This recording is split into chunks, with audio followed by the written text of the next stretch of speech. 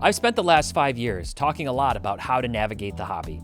Buying, selling, collecting, investing, avoiding common tactical mistakes. But today's video is different. This is more big picture. It's meant to be a discussion, and I want your feedback at the end. Hey everyone, it's Teapot back inside the Arena Club studio in Cards HQ, back in the chairs today for this video for something that's meant to be more conversational than usual. I've spent a lot of time over the years making videos on the tactical aspects of the hobby. Buying, selling, card analysis, avoiding common mistakes. Today's video is not that. This is about social, emotional, and the psychological side of the hobby. The habits, the perspectives, the patterns that shape whether you actually enjoy this or slowly burn out on it. My goal here today is simple, to help you get more fulfillment out of the hobby. You might agree with all of this, some of it, or none of it, and that's fine. I actually want your feedback. Just don't misunderstand my intent. This isn't about telling you how to hobby. It's about recognizing that the hobby is a reflection of the broader world that we live in and figuring out how to navigate it in a way that leads to something better. Better for you, better for me, better for all of us. So here are 15 mistakes I think we all need to avoid, counting down from number 15. Don't make the mistake of labeling people as influencers just because you disagree with them. We've turned that word into a weapon. Someone has an audience, they say something you don't like, suddenly they're manipulative, they're pushing narratives, they're controlling people. Are there people like that? Sure. But most people creating content, at least in this hobby, are just sharing their perspective. They're creating conversation, they're getting thoughts out there. And unfortunately, we live in a world of mostly extreme binary reactions. Either I agree with everything you just said, or I agree with none. You're a nefarious imbecile who knows nothing. Whatever happened to fruitful, respectful, and sincere debate? If your first instinct is to just dismiss instead of engage, you're not protecting the hobby, you're just shrinking your own thinking. This one is admittedly personal for me. Not in a way you hurt my feelings kind of way, just in the sense that I don't like the term influencer. I don't aspire to be an influencer. I don't want to be called an influencer. I'm just Teapot. I'm just Tyler Nethercott. I'm one of all of you, and I happen to have the good fortune of working at a place with very talented media producers who can help me get a message out to a lot of people. Mistake number 14, don't assume time in the hobby equals wisdom. Longevity is not the same thing as insight, and in spite of what those who have been around for a while would have you believe, I define wisdom as the ability to apply knowledge, experience, and deep understanding to make sound, ethical judgments and navigate complex situations. There are people who have been around for decades who most certainly do not have that hobby wisdom. And there are people who immerse themselves for 6 months and develop real perspective, real intuition, and real wisdom. People who bring that from their past lives or other prior experience to this hobby. Experience does matter, but intentional learning matters more. So I would encourage all of you, as well as myself, to stay curious, stay humble, seek first to understand and then to be understood, but don't let anyone bully you into thinking that you don't have a voice. Mistake number 13, don't waste your energy obsessing over what other people are doing. This is a hobby. If most of your time is spent criticizing, complaining, and tearing down other people, you've turned it into something entirely else. It is not a hobby anymore. And don't mistake what I'm saying right now for that so-called hobby positivity label. That's not what this is. It's not about any of that. It's about being a reasonable human being and not a rash one. A hobby is a form of recreation. We can define recreation as voluntary, enjoyable activities undertaken during leisure time to refresh the mind and body. Recreation is crucial for balancing life, reducing stress, and fostering community connection. It literally means to recreate yourself. There's nothing enjoyable, leisurely, stress-reducing, or renewing about making your personal brand about criticism, rash judgment, and personal ego, and other forms of visceral pontification. The people who enjoy this hobby are the ones who stay in their lane, who build their circle, who focus on what they like, who stay hungry to always learn and discover more, like we just talked about a minute ago. And that's where the fun actually lives. That's where fulfillment in this hobby comes from. Number 12, don't take for granted what social media has done for this hobby. There's a lot that social media has done for the world, for society at large, that has been entirely destructive and largely to the detriment of social dynamics, as well as psychological development of humans in general.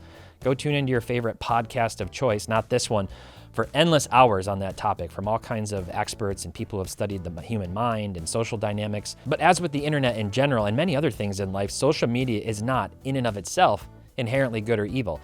So think about this. 10 to 15 years ago, you would never see most of the cards that you now see and can scroll past daily if you're on Instagram or Facebook or X. If you didn't have a fellow card collector in your area, finding a way to connect with others was nearly impossible. You never saw the most iconic, coolest cards in existence. There was no way to draw inspiration from others and what they like or what they've recently purchased. Now you can connect with just about anyone. You can see anything. You can learn from anyone, and that is a huge gift. So use it. Use it to build community, not just to consume noise and certainly not to fuel anxiety or insecurity. There's kind of a difference between just mindlessly doom scrolling through these different reels and things get fed through our algorithm and being intentional about how you curate who you follow on social media and trying to build that community.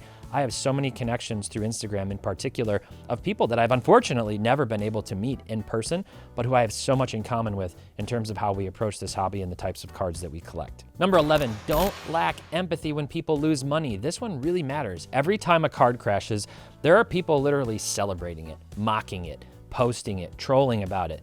But behind that price drop is a real person, someone who made a decision and took a risk, and they lost. You can share that information without humiliating people. We share all-time high sales and all-time collapses on the Market Movers Instagram accounts and on our social accounts. Why? Because both do matter. Empathy matters too. That's why I make a lot of videos trying to educate people on historical trends and realistic expected outcomes so that they can protect themselves, so they can have a realistic view of where they might be able to profit and how to make sure that they don't have those big catastrophic losses. All right, number 10, and some of you may have already rushed to the comments on that last one, but this one is, don't ignore personal responsibility. Yes, empathy matters, but so does personal ownership. If you bought the card, you bought the card. No one forced you to do it. No one made you click buy unless it was your dog throwing up onto your phone or whatever excuses people make on eBay. You take the loss, you treat it as tuition, you learn from it, and blaming everyone else might feel good, but it guarantees that you're going to repeat the same mistake. And for those of you who kind of feel like you have to attack others or like point out these sales like as though you're kind of coming to the defense of the hobby, that's usually not what happens. Like most of the people that I have talked to actually abide by this principle. They take ownership. They're not out blaming other people. So there are some who kind of get that second-hand social justice warrior like attitude, like blaming people for selling cards at high sales and other things. Also, don't do that, but no matter what, just take ownership personally, admit to your mistakes. You're going to make them along the way. I'm going to keep making content to help hopefully protect people from doing that. Let's move on to number 9. All right, number 9 is don't forget that cards can and often will lose value. So obviously this piggybacks on the last one. Collect what you like is great advice, but it is somewhat incomplete because markets do matter. If you collect something nobody else wants, you need to be okay with the financial outcome. There's nothing wrong with that. Just be honest about it and realistic. As I've said many times in the past, my recommendation is collect what you like, invest in what others like, and if you can find the intersection of those two things, that's often the most ideal for the long term. Number 8, don't tell people that they're not true collectors. There is no such thing as true collecting. There are preferences, and that's it. Some people collect, some people flip, some people invest, most people do a mix, and if you only collect cards and you never sell a card, that means that you are a pure collector. You'd fall into the purist archetype on the Hobby Spectrum assessment at thehobbyspectrum.com. Pure collector is not the same thing as true collector. So my encouragement would be, if you're on that purist side of things, stop gatekeeping. You don't get to define someone else's relationship with the hobby. All right, mistake number 7, don't be ashamed of making money in the hobby. There's nothing wrong with buying a card and selling it for profit. Full stop. People use card profits for real life, family, bills, opportunities, freedom. If someone has a problem with that, that's their philosophy, not a universal rule. One thing is a fact, it's not new and it's not going away. All right, number 6, don't let other people dictate what you watch, follow, or enjoy in this hobby. If you like someone's content, watch it. If you don't, don't. It's that simple. Don't get talked into unfollowing someone because a group decided that they're bad for the hobby. You're responsible for your own feed, your own experience. You can watch people you sometimes even mostly disagree with to challenge your own assumptions and opinions. Or you can completely tune them out. Either is fine, but it's your call. So for example, a lot of people don't like my boss. There are people who don't like me. There are people who don't like other content creators. If you enjoy what we're doing, express that. Say it's your call. You're fine to like whatever you like, even if you're in your little tribe of people. If they want to like rag on and rip on certain content creators, but you find their content useful or entertaining or for whatever reason, just watch the content or tune it out, however you want to do it. But I see a lot of this on Instagram and other places of people saying like, you all need to stop watching this person. We're never going to change the whole dynamic of the hobby if you don't stop. It doesn't work that way. Do what you want. All right, number 5, don't ignore the emotional impact of what you consume. So related to that last point, this is subtle, but it is powerful. What you watch affects how you think. How you think affects how you act. If your feed is all negativity, outrage, criticism, all time, people getting crushed on low sales, you'll start to mirror it. There's actual scientific evidence of this. You are what you eat, and you are what you listen to, and you are what you spend and who you spend your time with and what you watch. So curate your inputs, because over time, they will become your reality. All right, number 4, don't turn the hobby into something bigger than it should be. This one's kind of a big one. This one dovetails into videos I've made in the past, but at the end of the day, this is cardboard. Is it important? Yes, relatively speaking, sure. Is it meaningful? Absolutely. I've talked to countless people over the last few years who have told me, without hyperbole, that finding this hobby quite literally saved their lives after struggling with things like depression, anxiety, PTSD, stress, other problems and things that they've faced in their life. And again, this ties back to that idea that recreation is meant to alleviate stress and to help you recreate yourself. So while it can be all of those things, it's not the most important thing. And especially if, on the other half, the hobby is stressing you out, if it's hurting your finances, if it's impacting your relationships, if you're having problems with addiction, step away, reset, come back later, come back better, or if necessary, move on to something that is better for your life overall. And so number 3, related to that, don't be afraid to take a break. The piggyback on the last point, you're allowed to pause, you're allowed to sell, you're allowed to downsize, you're allowed to walk away. There is no rule that says you have to stay all in forever. The hobby should serve your life, not the other way around. It shouldn't consume your life. So my hope is that if you consider some of my earlier points from this video, you won't get to this point where it's stressing you out. Hopefully it is helping you recreate. It's helping relieve. It's helping provide stress relief. That really is the goal of this video in general, and so much of what I try to put out on this channel. All right, number 2, don't operate without self-awareness. Ask yourself, am I open to other viewpoints? When's the last time I actually changed my mind on something? And if it's been a while, that's usually not a good sign. Am I more focused on being right, or am I more focused on getting it right? Most problems in this hobby aren't market problems. They tend to be ego problems. And look, sometimes that's a bigger, problem in life. It can be difficult to change. You don't have to change for the sake of change, but usually most of us evolve over time. Most of us follow that collector journey where we move into different periods of high volume, low cost, high cost, variety, consolidation, curation.